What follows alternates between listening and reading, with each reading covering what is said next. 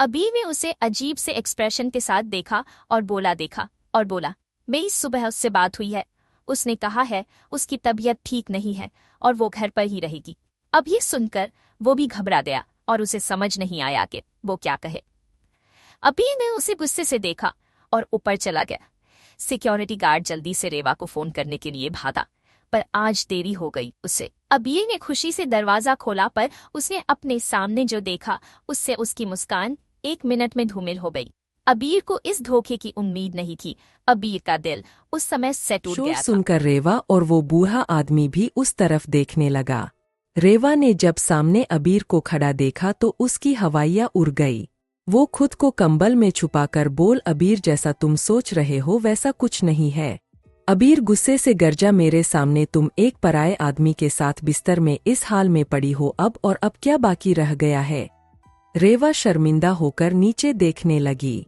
अबीर ने उस आदमी को देखने के लिए सर घुमाया तो वो उसे देखकर हैरान रह गया और हैरानी से बोला, डायरेक्टर मुकेश तुम।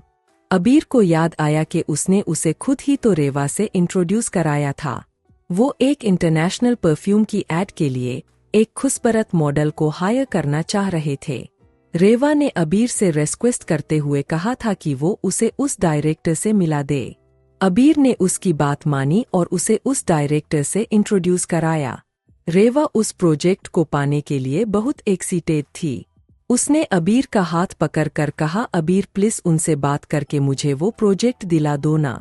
तब अबीर ने कहा था, रेवा ऑडिशंस हो रहे हैं, तुम भी ऑडिशन दो और अपनी मेहनत के दम पर खुद अपनी जगह बनाओ, ताकि लोगों को भी पता चले कि तुम कितनी काबिल हो। रेवा को उसकी बात पर बेहद गुस्सा हो आया और उसने दांत पिसते हुए कहा, इतना अमीर और पावरफुल आदमी फांसने का क्या फायदा हुआ जो मेरे थोड़े से भी काम नहीं आ सकता।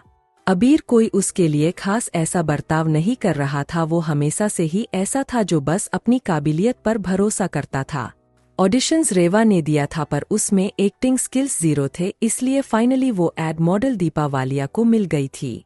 रेवा ने जलन में लोगों के सामने ये बात फैलाई कि दीपा वालिया जरूर किसी न किसी के साथ सोई है, तभी उसे वो एड मिल गई, नहीं तो उसके सामने उसमें कोई भी टैलेंट नहीं है और वो ज्यादा काबिल है।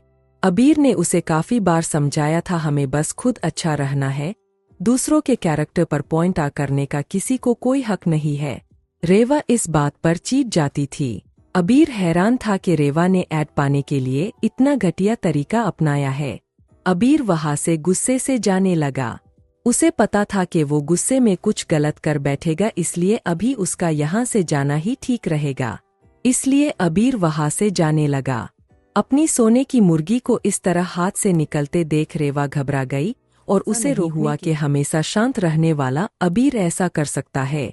अबीर गुस्से में चिल्लाया, अब तुम दोनों देखो। ऐसा कहकर अबीर निकल गया। अबीर की इस धमकी से दोनों डर गए। उन्हें पता था कि अब अबीर उन्हें नहीं छोड़ेगा। दोनों अपने कनेक्शन का यूज करने में लग गए, पर अबीर मल्होत्रा का नाम सुनकर सबने हाथ खड़े कर लिए।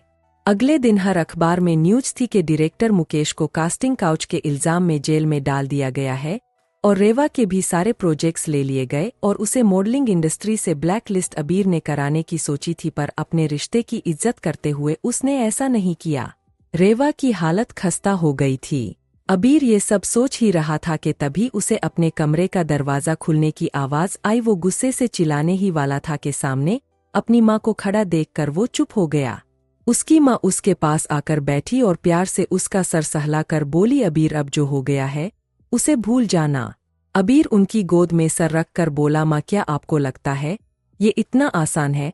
उसकी माँ बोली, मैं जानती हूँ बेटा, पर तू खुद भी जानता है कि वो तेरे लायक नहीं है और जो हुआ क्या वो सही नहीं थी।